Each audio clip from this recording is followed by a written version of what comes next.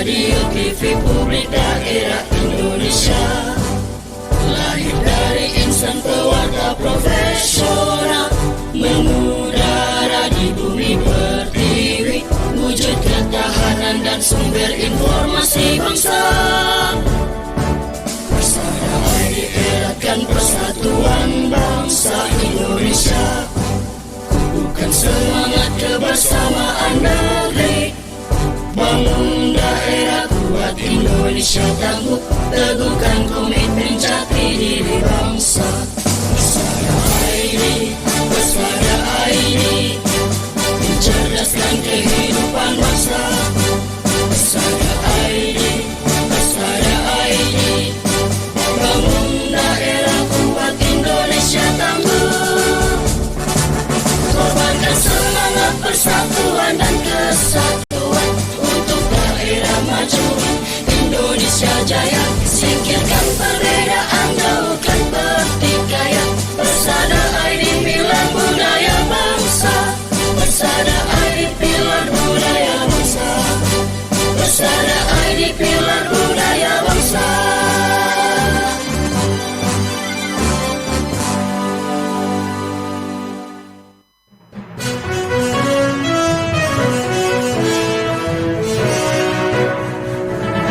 Disiarkan serentak oleh jejaring radio publik daerah seluruh Indonesia, Lembaga Penyiaran Publik Lokal LPPL Indonesia, anggota Indonesia Persada ID. Berita Indonesia Live merangkum berita-berita teraktual dari berbagai daerah di tanah air, ekonomi, politik, pemerintahan, sosial, pariwisata, dan budaya. Bisa Anda simak setiap Senin hingga Jumat jam 9 pagi dan jam 2 sore waktu Indonesia Barat, jam 10 pagi dan jam 5 sore waktu Indonesia Tengah, jam 11 siang dan jam 6 sore waktu Indonesia Timur. Persembahan Persatuan Radio TV Publik Daerah seluruh Indonesia, Indonesia Persada ID, untuk menyiarkan baik. Baik, selamat siang pendengar Berita Indonesia Live untuk edisi hari ini bersama dengan saya Billy Patopoy dari Radio Suara Sidoarjo sebagai host dan ditemani co-host Radio Kekarimang FM Blora Jawa Tengah. Berita Indonesia Live disiarkan serentak di seluruh jejaring lembaga penyiaran publik lokal pemerintah kabupaten kota di seluruh Indonesia yang tergabung dalam Indonesia Persada ID.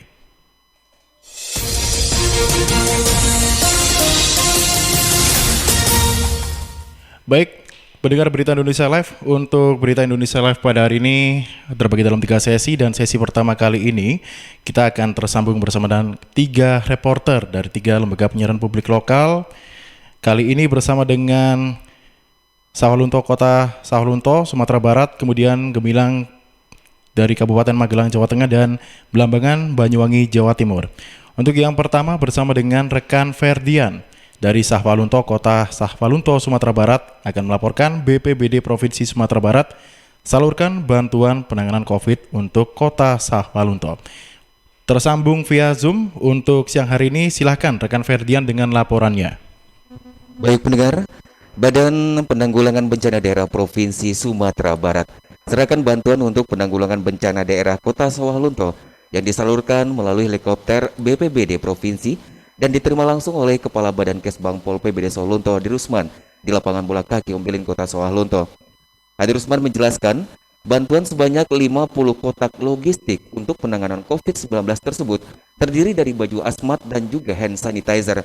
Untuk baju asmat pendengar langsung didistribusikan ke rumah RSUD Kota Sawalunto, sementara untuk hand sanitizer juga akan dibagikan ke beberapa OPD yang ada di Kota Sawalunto. Dapat kami informasikan juga untuk pendengar Berita Indonesia Live bahwa kasus COVID-19 di Sumatera Barat cenderung meninggi, begitu juga di Kota Sawalunto. Setelah adanya 27 kasus positif yang hasilnya baru keluar minggu lalu, terkait dengan hal ini pendengar Hadi Rusman menyampaikan telah melakukan tes swab kepada 400 orang yang melakukan kontak dengan 27 orang yang positif tersebut.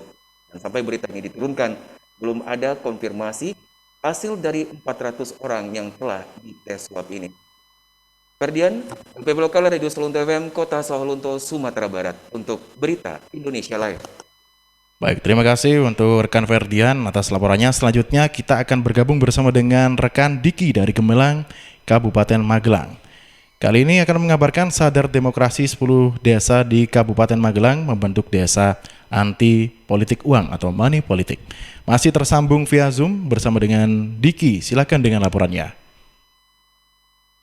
Baik, pendengar LPPL seluruh Indonesia, sebanyak 10 desa di Kabupaten Magelang telah menandatangani nota kesepahaman atau MOU dan perjanjian kerjasama dengan Bawaslu Kabupaten Magelang terkait komitmen pembentukan desa pengawas dan desa anti politik uang. Desa-desa tersebut sepakat berkolaborasi dengan Bawaslu Kabupaten Magelang untuk mewujudkan masyarakat sadar demokrasi melalui program desa pengawasan dan desa anti politik uang. Ke-10 desa itu terletak di lereng Gunung Andong, Gunung Telomoyo, Gunung Merapi, Gunung Menoreh, dan Gunung Sumbing. MOU dan perjanjian kerjasama ini sebagai wujud komitmen untuk meneguhkan kembali semangat mewujudkan demokrasi di kampung-kampung dan gerakan anti politik uang. Gerakan ini sudah dirintis dan dipupuk Bawaslu Kabupaten Magelang sejak tahapan Pilkada 2018 dan tahapan Pemilu 2019. Ketua Bawaslu Kabupaten Magelang, M. Habib Saleh mengungkapkan pihaknya menandatangani MOU dan perjanjian kerjasama desa pengawas dengan 3 desa, yakni Desa Temanggung, Kecamatan Kaliangkrik, Desa Ngargoretno, Kecamatan Salaman, dan Desa Ketundan, Kecamatan Pakis. Habib Saleh mengatakan MOU dan perjanjian kerjasama terkait desa pengawasan sudah ditandatangani para kepala desa. Ini menjadi payung hukum kerjasama yang sudah berjalan baik selama ini dan kerjasama di masa mendatang. Demikian, saya Diki, LPPL Gemilang, Kabupaten Magelang, Jawa Tengah, untuk Berita Indonesia Live. Baik, terima kasih rekan Diki atas laporannya. Selanjutnya kita akan ke Banyuwangi ya. Ada Catur Ginanjar dari Belambangan FM Banyuwangi, Jawa Timur. Kali ini melaporkan pandemi belum pergi, Bupati Anas kembali bagi-bagi masker. Selengkapnya bersama dengan Catur Ginanjar. Silahkan dengan laporannya.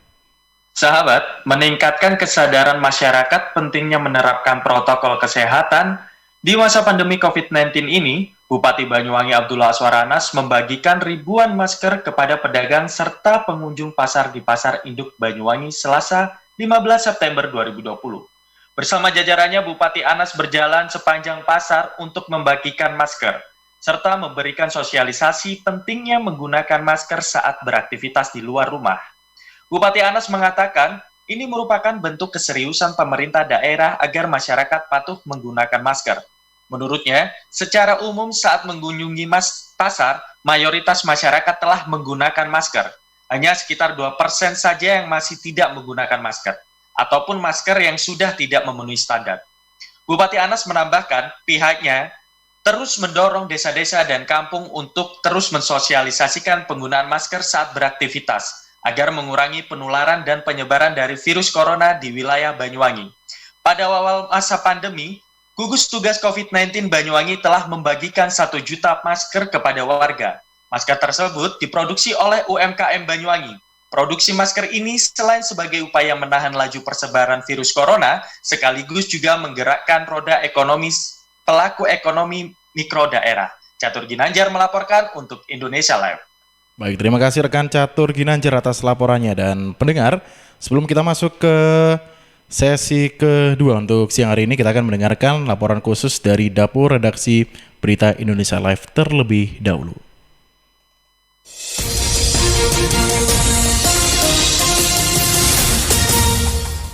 Baik, untuk informasi dari Dapur Redaksi Berita Indonesia Live kali ini akan disampaikan oleh Henti Ludiana. Sebanyak 6.000 guru yang tergabung dalam Duta Rumah Belajar mendalami program pelatihan guru berbasis TIK.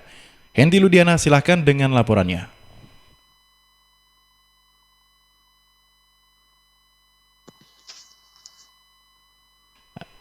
Henti, silahkan dengan laporannya.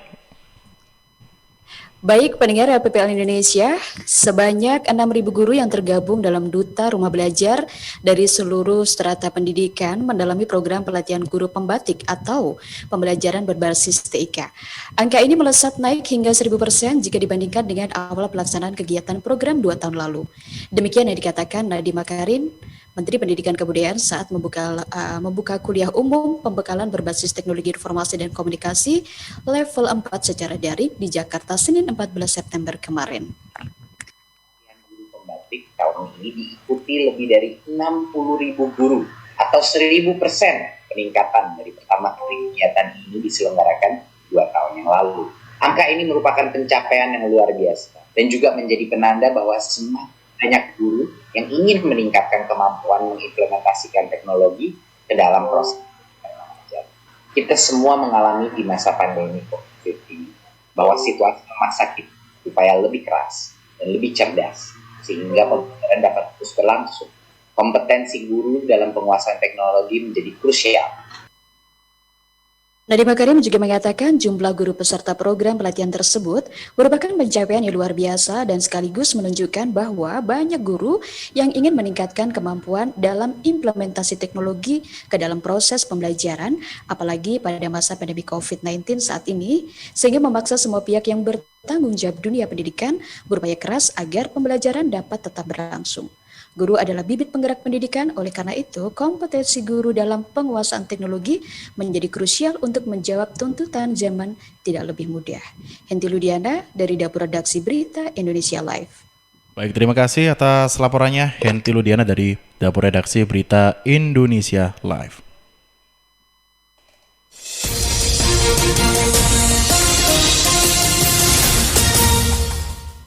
Baik, pendengar, selanjutnya kita masuk ke sesi kedua. Kali ini bersama dengan 3 rekan reporter juga dari 3 lembaga penyiaran publik lokal, pemerintah kabupaten kota di seluruh Indonesia. Yang kali ini akan tersambung bersama dengan kita adalah Lansek Manih, Kabupaten Sijunjung, kemudian LPPL Radio Pesona FM Wonosobo dan Suara Pacitan Jawa Timur. Untuk yang pertama kita akan bergabung bersama dengan rekan Obi Hasan dari LPPL Radio Pesona FM Wonosobo, Jawa Tengah. Harga sayur anjlok, petani Wonosobo bagikan sayur gratis ke warga. Obi, silahkan dengan laporannya. Baik, terima kasih pendengar. Saya biasa melaporkan dari kota Wonosobo di mana para petani dan Wonosobo dalam beberapa waktu terakhir. Banyak petani yang akhirnya memilih untuk tidak menjual hasil panen dan justru membagikan secara gratis untuk masyarakat. Bahkan ada juga beberapa yang dibiarkan begitu saja terbuang di ladang. Dan salah satu ini asal Kelurahan Rum, Kabupaten Wonosobo, di Wonosobo pada kemarin 4 September 2020. Kondisi menentukan mulai dirasakan di bulan terakhir, yakni semenjak munculnya virus corona. Omset penjualan diperparah dengan harga yang seperti tanaman yang ditanamnya, yakni ada cabai, kol, sawi, kemudian buncis. Sumarno juga menyebut harga cabai keriting dan kol dari petani hanya berkisar 4.000 kilogram, sedangkan untuk buncis hanya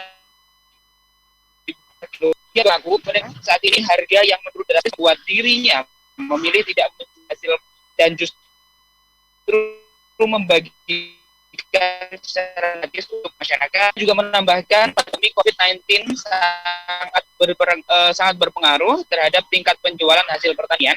Banyaknya warga yang enggan pergi ke pasar karena takut terpapar virus corona, kemudian menyebabkan tingkat permintaan barang di pasar tradisional juga turun. Begitu juga tingkat permintaan dari pasar ke petani.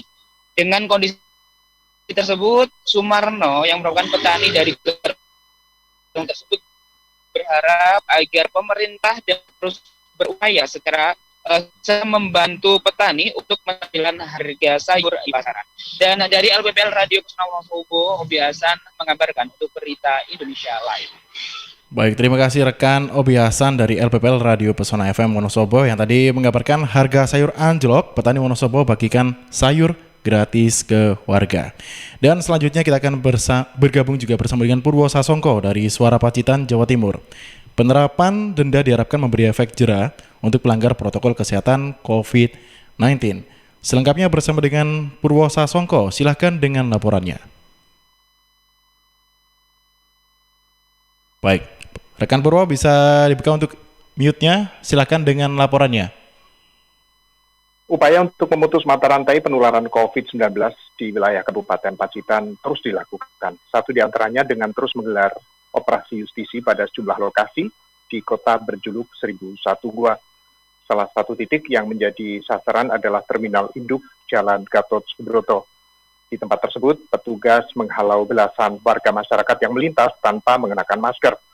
Meski begitu, tidak semuanya mendapatkan sanksi tegas berupa denda maksimal 50 juta rupiah. Sebagian diberikan kesempatan untuk mendapatkan sanksi sosial, antara lain menyanyikan lagu-lagu kebangsaan, sekaligus sisa denda sebesar Rp20.000. Bupati Indartato, yang juga Ketua Gugus Tugas Percepatan Penanganan COVID-19 mengatakan pihaknya memang sengaja tidak memberlakukan sanksi maksimal sesuai dengan Perda Nomor 70 Tahun 2020 sebagai turunan dari Inpres Nomor 6 Tahun 2020. Ini karena sebagian besar warga masyarakat memang terdampak secara ekonomi atas COVID-19. Karenanya itu, sanksi yang diberikan berupa sanksi sosial diharapkan memberikan efek jera kepada warga masyarakat.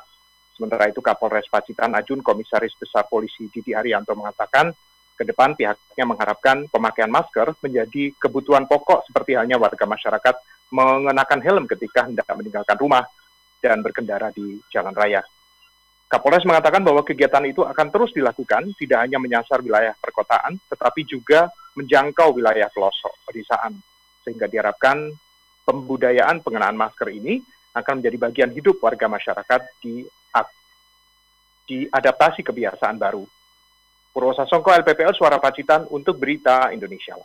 Baik, terima kasih rekan Purwo Sasongko atas laporannya. Selanjutnya kita akan bergabung bersama dengan Esther dari LPPL RPD Kutim, Kalimantan Timur. Jelang Pilkada, KPU Kutim tetapkan lebih 231.000 DPS 2020. Selengkapnya bersama dengan rekan Esther. Silakan dengan laporannya. Baik, rekan Esther, silakan dengan laporan Anda.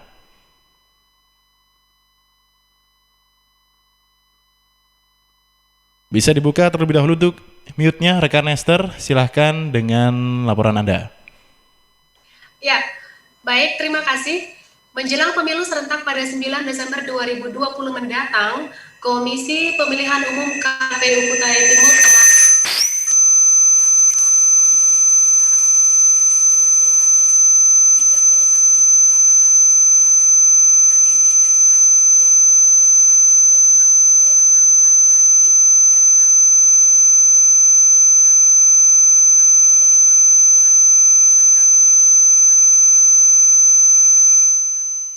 sedikit ada gangguan dengan rekan Esther, nanti bisa diulang kembali ya untuk laporannya. Dan pendengar Berita Indonesia Live, untuk selanjutnya kita akan masuk ke sesi ketiga, nanti juga akan bergabung juga bersama dengan 3 reporter lainnya dan juga Esther dari LPPL RPD Kutim, Kalimantan Timur.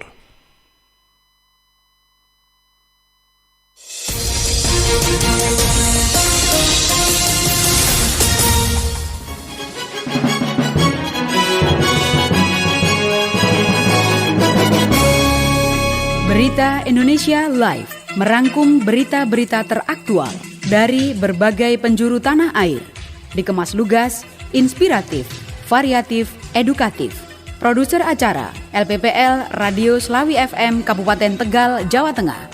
Co-produser LPPL Radio Mardika FM Kota Blitar, Jawa Timur. Redaktur pelaksana Sasaraina FM Kepulauan Mentawai, Sumatera Barat. Gagak Rimang FM Blora, Jawa Tengah. Dan Suara Ngawi FM Jawa Timur. Disiarkan serentak oleh 58 lembaga penyiaran publik lokal, anggota Persatuan Radio TV Publik Daerah seluruh Indonesia, Indonesia Persada ID. In Radio Pangkal Pinang, Kepulauan Bangka Belitung. Gemar Randik FM Musi Banyu Asin, Sumatera Selatan. Sawah Lunto FM Sumatera Barat. Sonata AM FM Kota Bandung, Jawa Barat. Suara Pacitan FM Jawa Timur, Abdi Persada FM Banjarbaru Kalimantan Selatan, Blambangan FM Banyuwangi Jawa Timur, Pesona FM Wonosobo Jawa Tengah, Kanyuruan FM Kabupaten Malang Jawa Timur, Radio In FM Kebumen Jawa Tengah, RPD Kutim FM Kutai Timur Kalimantan Timur, Suara Banjar FM Kalimantan Selatan, Gemilang Kabupaten Magelang Jawa Tengah, Tangerang Radio Banten, Batara FM Barito Utara Kalimantan Tengah, Suara Pasuruan FM Jawa Timur, Magelang FM Kota Magelang Jawa Tengah, RSKK Kupang Nusa Tenggara Timur. Gemilang FM Indragiri Hilir Riau, RPKD Denpasar Bali, Suara Kota Mataram Nusa Tenggara Barat, RSPD Ngada Nusa Tenggara Timur, Radio Publik Mimika Papua, Suara Kampar FM Riau, Magetan Indah FM Jawa Timur, Langkisau FM Pesisir Selatan Sumatera Barat, Suara Sidoarjo MVR 4.0 Jawa Timur, Persada FM Kabupaten Blitar Jawa Timur, Gema Sudirman FM Purbalingga Jawa Tengah, Saruga FM Solok Selatan Sumatera Barat, Suara Tabalong FM Tabalong Kalimantan Selatan, Daksinarga FM Gunung Kidul Yogyakarta, Maros FM Sulawesi Selatan, Buana Asri FM Sragen Jawa Tengah, Suara Giri Menang FM Lombok Barat Nusa Tenggara Barat, Radio Irama FM Purworejo Jawa Tengah,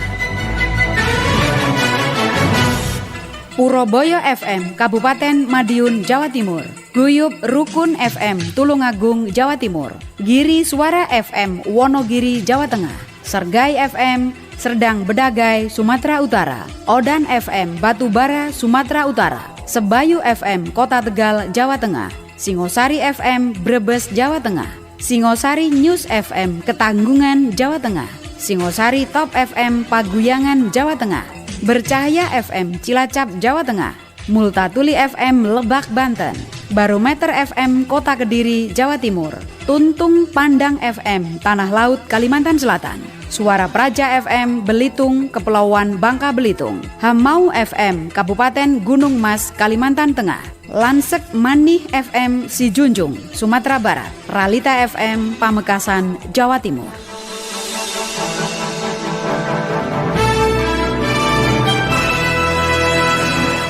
Berita Indonesia Live, lugas, inspiratif, variatif, edukatif. Persembahan Persatuan Radio TV Publik Daerah Seluruh Indonesia, Indonesia Persada ID, untuk menyiarkan baik.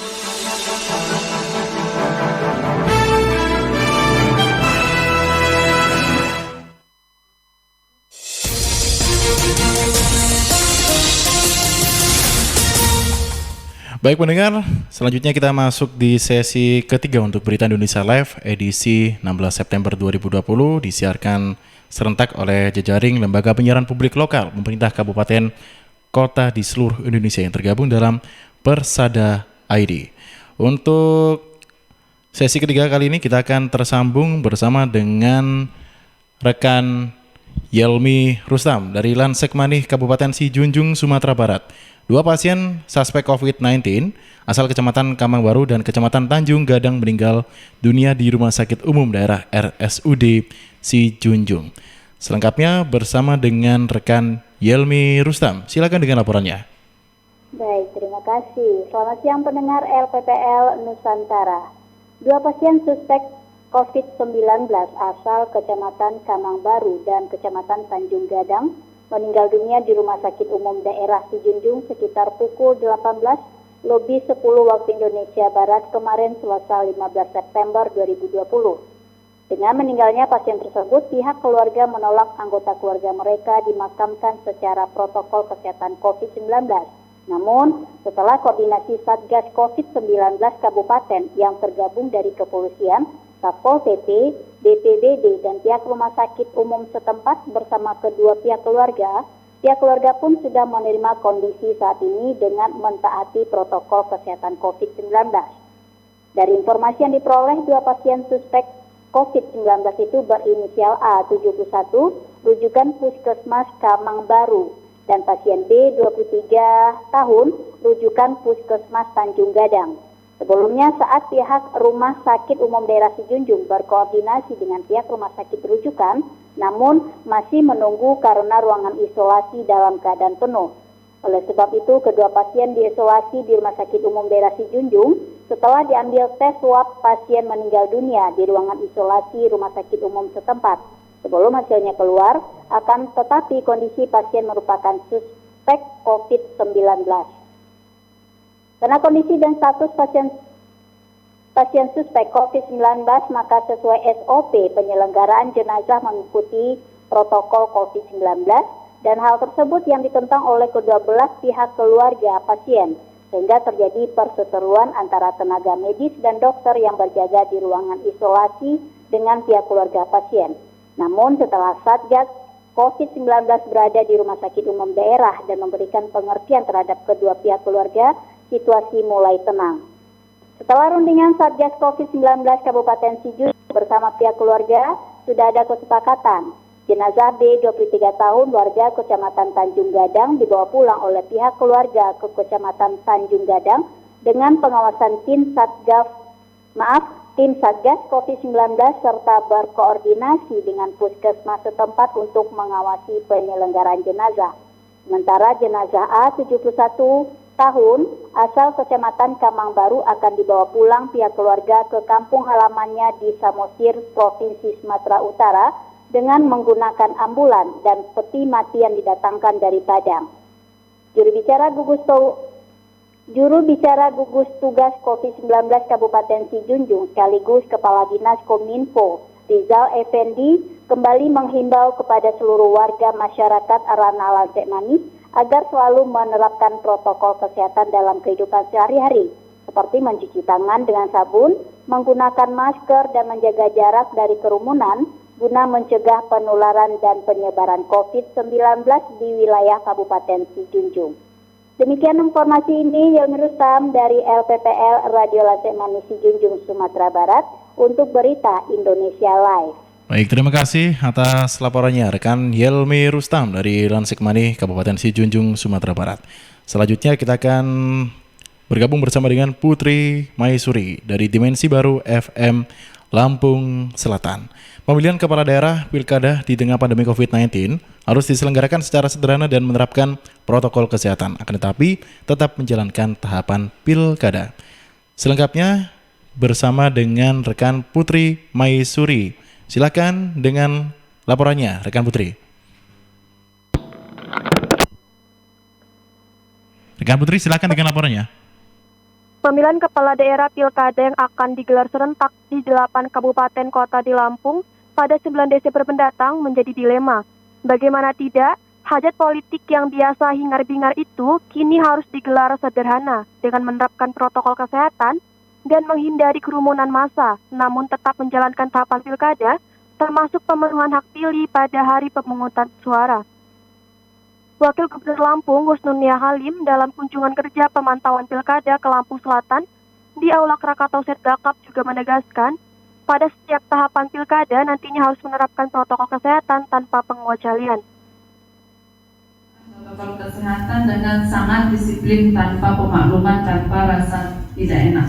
Singkirkan rasa tidak enak, singkirkan rasa, karena sampai dengan hari ini masih ada pihak yang merasa kalau protokol kesehatan itu bikin kita seolah-olah Bapak mungkin bisa dipakai maskernya Pak Satpol PP, karena nggak semua mungkin semua sudah merasa normal kalau protokol kesehatan di tengah pandemi itu wajib.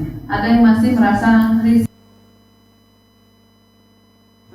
Selain itu, Wagub yang akrab disapa Nuni mengingatkan dalam penyelenggaraan pilkada harus memperhatikan ketertiban dan keamanan serta menghindari konflik antar kubu kandidat. Ketua DPW PKB Lampung ini juga mengingatkan mengenai hak pilih serta kelancaran logistik pilkada, mengingat di Kabupaten Lampung Selatan memiliki wilayah kepulauan dan jangan sampai ada yang kehilangan hak pilihnya. Di BFM Radio, Putri Maisuri melaporkan untuk Berita Indonesia Live. Baik, terima kasih rekan Putri atas laporannya. Selanjutnya kita akan bergabung bersama dengan Mujibur Rahman dari Batara, Barito Utara, Kalimantan Tengah. Kasus COVID-19 semakin bertambah. Wakil Bupati pimpin apel pendisiplinan COVID-19. Dan selanjutnya kita akan tersambung bersama dengan rekan Mujibur Rahman dari Batara, Barito Utara, Kalimantan Tengah. Dan pendengar, untuk Berita Indonesia Live disiarkan setiap hari Senin sampai dengan Jumat di jam 2:05 siang ya. Dan saat ini sudah tersambung dengan rekan Mujibur Rahman. Silakan dengan laporannya.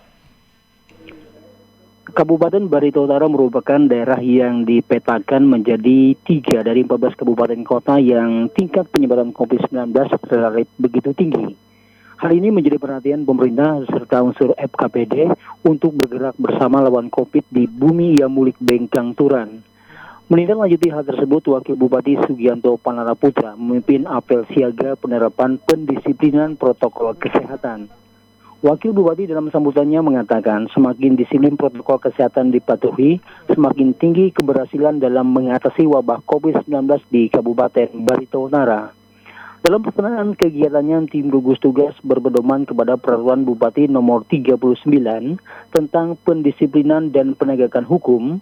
Bagi pelanggar protokol kesehatan dikenakan sanksi sosial membersihkan jalan selama 2 jam, melakukan penghormatan kepada bendera merah putih, menyanyikan lagu-lagu kebangsaan, serta menjadi relawan tim gugus tugas COVID-19 selama 2 hari berturut-turut.